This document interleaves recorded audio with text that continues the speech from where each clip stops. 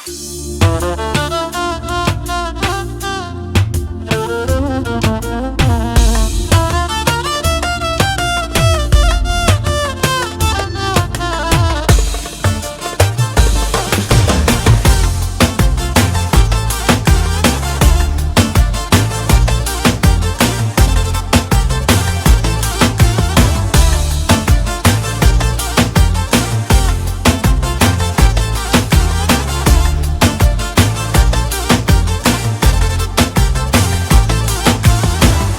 când ai plecat, multe s-au schimbat, dar eu tot nu te-am uitat. Mi-ai lăsat decât lacrimi care au curs și întrebări fără răspuns. De când ai plecat, multe s-au schimbat, dar eu tot nu te-am uitat. Mi-ai lăsat decât lacrimi care au curs și întrebări fără răspuns. De ce ai plecat din viața mea? De ce să-mi plângă inima? De ce nu te-ai putut opri? Și întrebări total mai fi. De ce mă doare sufletul? De ce iubirea mea ești tu? De ce mi-e atât de greu? De ce nu pot uita și eu?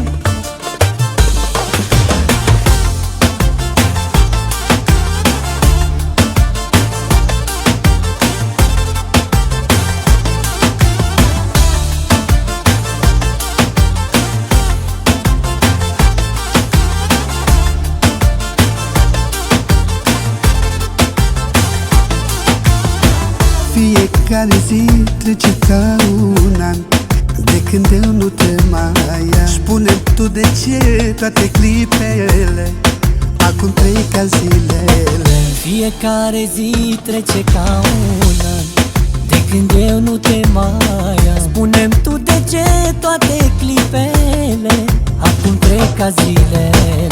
De ce ai plecat din viața mea? De ce să-mi plângă inima? De ce nu te-ai putut opri? Și întrebări total mai fi. De ce mă doare sufletul? De ce iubirea mea ești tu? De ce mi-e atât de greu? De ce nu pot uita și eu?